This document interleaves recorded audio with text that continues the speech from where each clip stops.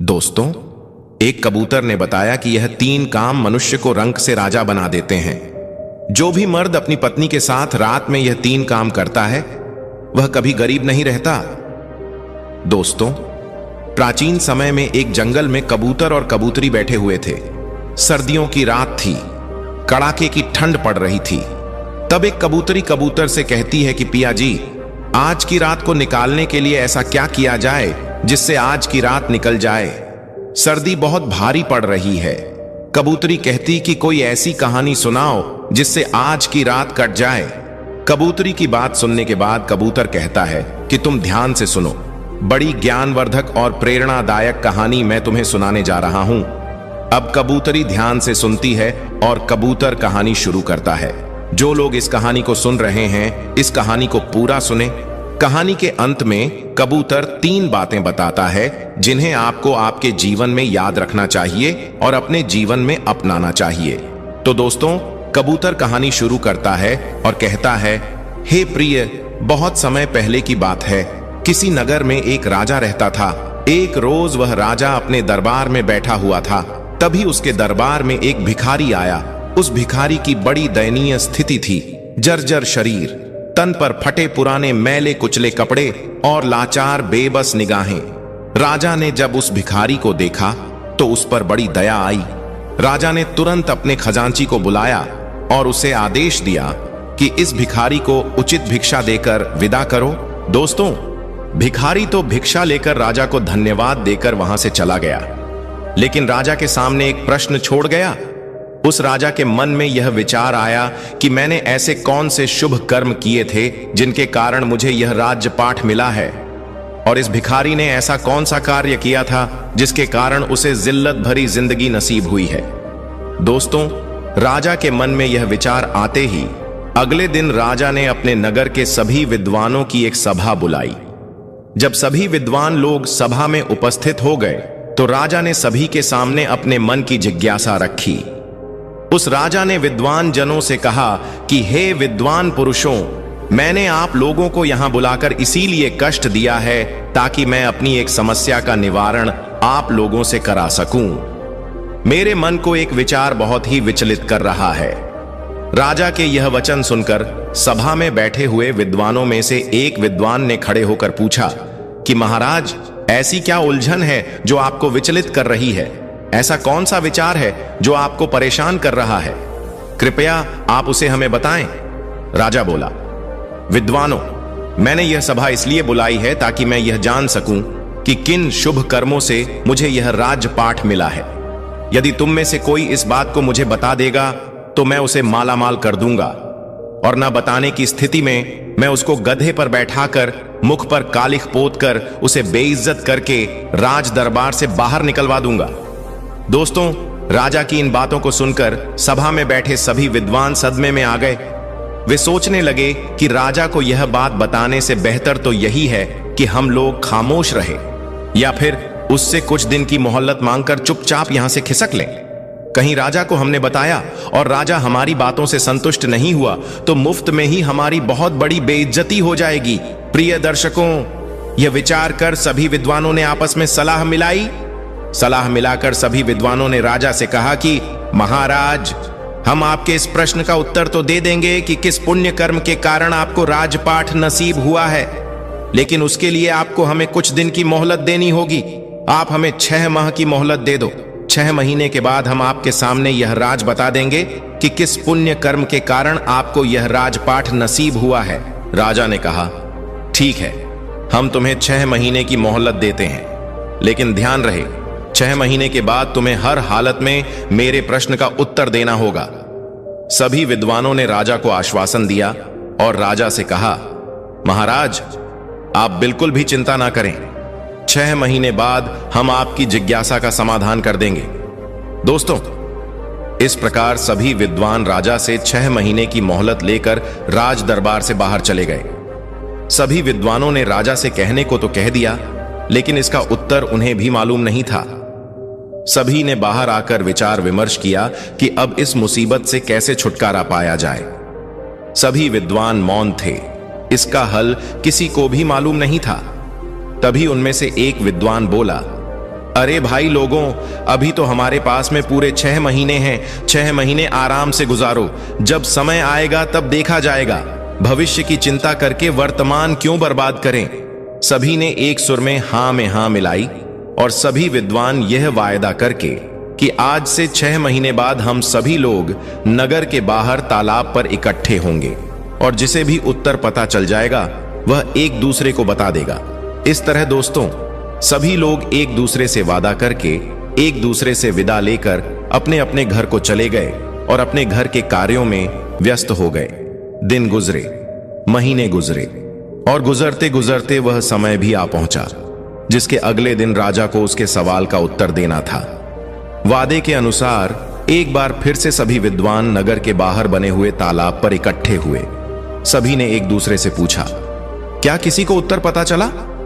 तो सभी का एक ही जवाब था, हम तो इस प्रश्न का कोई जवाब नहीं ढूंढ पाए। जब सबको यह पता चला कि राजा के प्रश्न का उत्तर किसी के पास नहीं है, तो यह जानकर सभी चिंतित हो गए और सोचने लगे कि अब क्या किया जाए।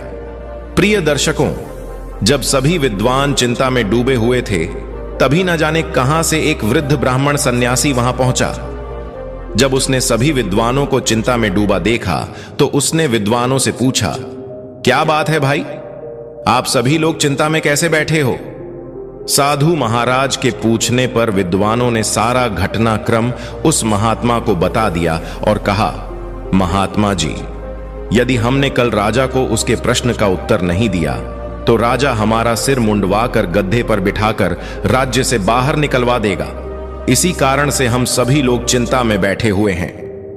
प्रिय दर्शकों, विद्वानों के मुख से यह वचन सुनकर उस वृद्ध ब्राह्मण ने कहा, हे विद्वानों, अब तुम्हें चिंता करने की कोई आवश्यकता नहीं है, क्योंकि मुझे पता है कि तुम्हारे नगर के राजा को किस पुण्य कर्म के कारण राजपाठ नसीब हुआ है। सभी विद्वानों ने कहा, सच महात्मा जी, आपको पता है?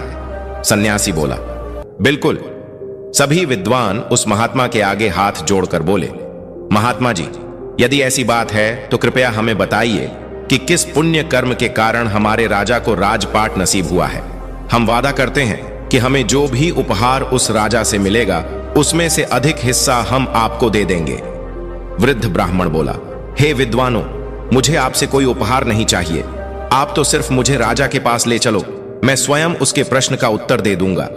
मित्रों, उस ब्राह्मण की इन बातों को सुनकर सभी विद्वानों के चेहरे खिल उठे।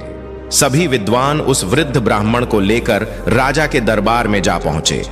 उन्होंने उस वृद्ध ब्राह्मण का राजा से परिचय कराया और कहा, राजन, यह वृद्ध ब्राह्मण आपके प्रश्न का उत्तर दे देंगे। राजा ने कहा, कोई बात नहीं, मुझे तो मेरे प्रश्न का उत्तर चाहिए, चाहे आप दें या यह महात्मा जी दें। बताइए ब्राह्मण देवता, मुझे किस पुण्य कर्म के कारण यह राजपाठ मिला है? दोस्तों, राजा के वचन सुनकर वह ब्राह्मण देवता बोले, महाराज, क्या आप सच में यह जानना चाहते हैं कि आपको ही यह राजपाठ क्यों मिला? राजा ने उत्तर दिया, हां महात्मा जी, मैं यही जानना चाहता हूं।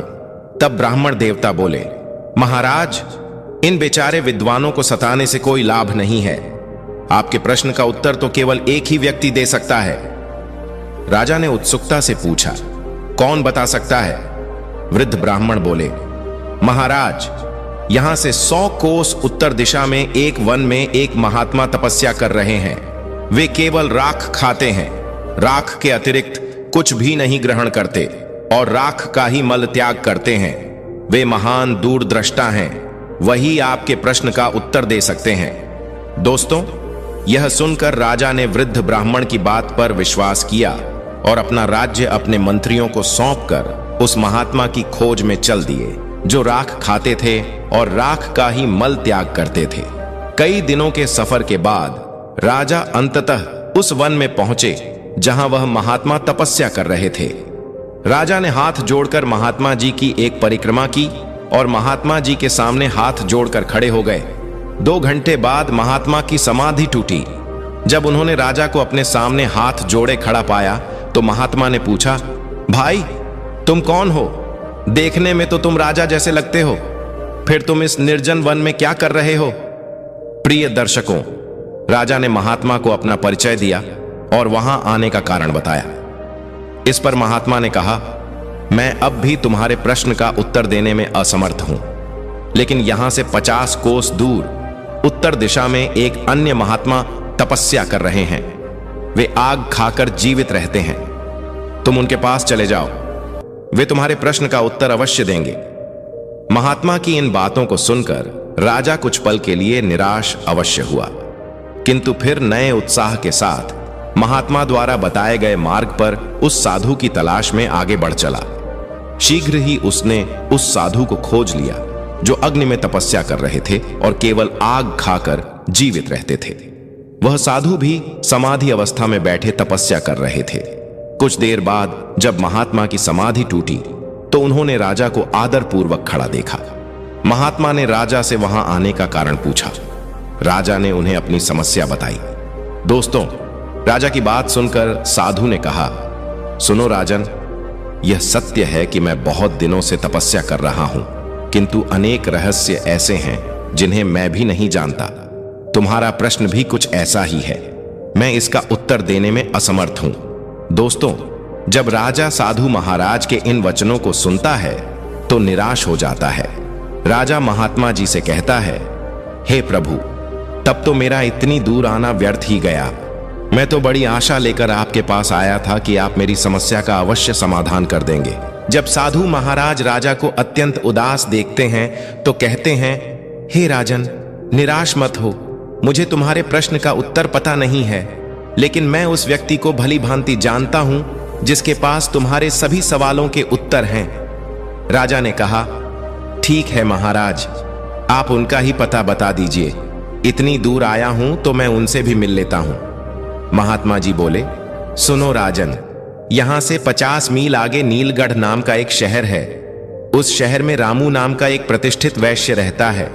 उसकी पत्नी इस समय गर्भवती है और अब से 2 दिन बाद उसके घर एक पुत्र का जन्म होगा। फिर महात्मा ने आगे कहा, वैश्य के घर में पुत्र तो जन्म लेगा, लेकिन कुछ ही घंटे जीवित रहने के बाद उसकी मृत्यु हो जाएगी। जब उसकी मृत्यु हो जाएगी तो वैश्य उसे श्मशान की मिट्टी में दफना देगा।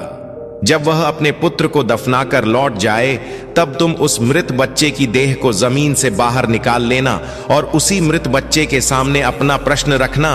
तुम्हें तुम्हारे प्रश्न का उत्तर मिल जाएगा। राजा ने साधु का धन्यवाद किया और साधु से विदा लेकर राजा आगे को बढ़ गया। चलते चलते राजा साधु द्वारा बताए हुए शहर नीलगढ़ में पहुंच गया और वैश्य का घर तलाश करके उसके घर के समीप ही एक चबूतरे पर बैठ गया। कुछ ही देर में वैश्य अपने घर से बाहर निकला। अजनबी व्यक्ति को बाहर बैठा हुआ देखकर उस वैश्य ने राजा से पूछा, मित्र, कौन हो तुम और यहां बैठे किसकी प्रतीक्षा कर रहे हो?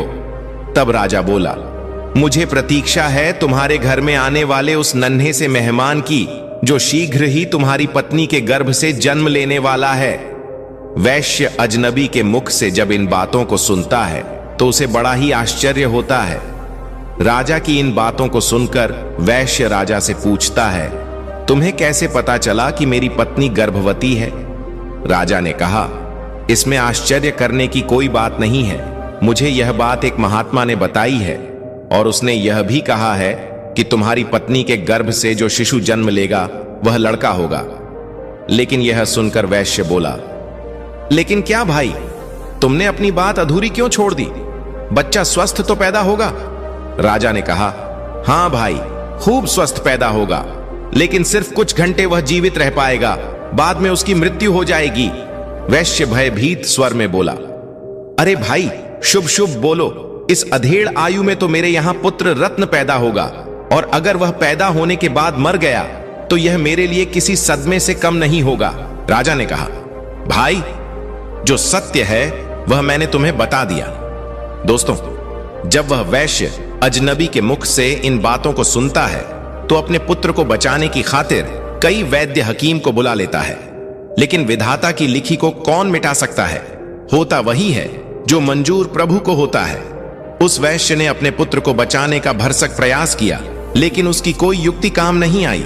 महात्मा के बताए अनुसार वैश्य की पत्नी के गर्भ से एक पुत्र ने जन्म लिया। खूब खुशियां मनाई गईं, लेकिन 4 घंटे बाद ही बच्चे की सांस उखड़ने लगी सभी वैद्य हकीम ने बच्चे को बचाने के लिए खूब जतन किए, लेकिन उनका कोई प्रयास सफल नहीं हुआ और वह बच्चा 4 घंटे की आयु जीकर शांत हो गया, यानी उसकी मृत्यु हो गई। जिस घर में कुछ देर पहले तक खुशी की शहनाई बज रही थी, खुशी का माहौल था, बच्चे के प्राण त्यागने से एकदम से मातम सा छा गया। वैश्य के घर में हाहाकार मच गया। वैश्य ने छाती पर पत्थर रखकर अपना कर्तव्य पूरा किया। उसने अपने बच्चे के शव को कपड़े में लपेटा और श्मशान के लिए चल दिया। श्मशान पहुंचकर वैश्य ने एक गड्ढा खोदा और उस गड्ढे में अपने कलेजे के टुकड़े को दफन कर दिया। मिट्टी डालने के बाद जब वह वैश्य नम आंखों से अपने घर को लौटने लगता है, वैसे ही ताक में बैठा हुआ राजा उस स्थान पर पहुंचता है, क्योंकि उस महात्मा ने कहा था कि जैसे ही वह वहां से अपने घर को लौटे तो तुम्हें वह बच्चा जमीन से बाहर निकाल लेना है। यदि तुमने थोड़ा भी विलंब किया तो फिर तुम्हारे प्रश्न का उत्तर नहीं मिल पाएगा। इसलिए राजा वैश्य के जाते ही उस स्थान पर आता है और गड्ढे की मिट्टी हटाकर बच्चे को बाहर निकाल लेता है। दोस्तों, जैसे ही वह राजा बच्चे को कपड़े से अलग करता है तो उसके आश्चर्य की सीमा नहीं रहती है। होता यह है कि वह मरा हुआ बच्चा फिर से जीवित हो जाता है और राजा से कहता है, क्या हुआ भाई, तुमने मेरी चिड़ निद्रा में क्यों विघ्न पैदा किया है? बच्चे की इन बातों को सुनकर राजा अपना प्रश्न उस बच्चे को बताता है और कहता है, मैं अपने प्रश्न के उत्तर के लिए तुम्हारे पास आया हूं। एक तुम हो जो मेरी शंका का समाधान कर सकते हो। राजा ने जब उसको अपनी समस्या बताई तो वह बालक बोला, भाई सुनो, जिस कारण से या जिस कर्म से तुम्हें यह राजपाठ नसीब हुआ है वह एक लंबी कहानी है। यदि तुम यह जानना ही चाहते हो तो मैं वह कहानी तुम्हें संक्षेप में सुनाता हूं। भाई, इस जन्म में तुम राजा हो। इस जन्म से पहले यानी पूर्व जन्म में तुम मेरे मामा भाई थे। राजा आश्चर्य से बोला, मैं तुम्हारा भाई था? तो बालक बोला, हां, पूर्व जन्म में हम 4 भाई थे। तब हम एक आश्रम में रहकर विद्या अध्ययन किया करते थे। पहले के समय में एक विद्यार्थी का जीवन एक सन्यासी की तरह होता था। ब्रह्मचर्य का पालन करना, भिक्षा मांगकर भोजन करना और भी कई नियम थे जो एक विद्यार्थी को पालन करने होते थे। उन्हीं नियमों का पालन करते हुए हम चारों भाई एक साथ एक आश्रम में विद्या अध्ययन कर रहे थे। हम चारों भाई आश्रम के नजदीक नगर में भिक्षा मांगने जाया करते थे और जो कुछ भी भिक्षा हम चारों भाइयों को प्राप्त होती थी उसे हम चारों भाई मिलजुल कर बांटकर खा लिया करते थे। इस तरह से हम चारों भाई आश्रम में रहकर विद्या अध्ययन कर रहे थे और यह क्रम कई वर्षों तक ऐसे ही चलता रहा। किंतु एक दिन हम लोगों से एक बहुत बड़ी गलती हो गई। राजा ने उत्सुकतावश पूछा, गलती क्या थी? बालक बोला, राजन, बीच में मत बोलो, बस तुम मेरी बातों को सुनते रहो, क्योंकि मेरे पास बहुत ही कम समय बचा हुआ है। यदि वह निकल गया तो तुम्हारा उत्तर भी अधूरा रह जाएगा। राजा बालक की जब इन बातों को सुनता है तो एकदम से चुप हो जाता है। बच्चा आगे कहानी बताते हुए कहता है, हे राजन, एक दिन रोज की तरह हम चारों भाई भिक्षा मांगने के लिए निकले। कई घरों पर जाकर हमने भिक्षा के लिए आवाज लगाई, लेकिन किसी भी दरवाजे से हमें अन्न का एक दाना नसीब नहीं हुआ। उस दिन हम चारों भाई खाली हाथ ही आश्रम लौट आए, क्योंकि हम चारों भाइयों में से किसी को भी भिक्षा नहीं मिली थी। इस कारण हमने वह रात खाली पेट ही गुजारी। दूसरे दिन भी हम चारों भाइयों के साथ कुछ ऐसा ही हुआ। उस दिन भी हमें अन्न का एक दाना नहीं मिला और तीसरा दिन भी हम लोगों ने भूखे रहकर ही गुजारा।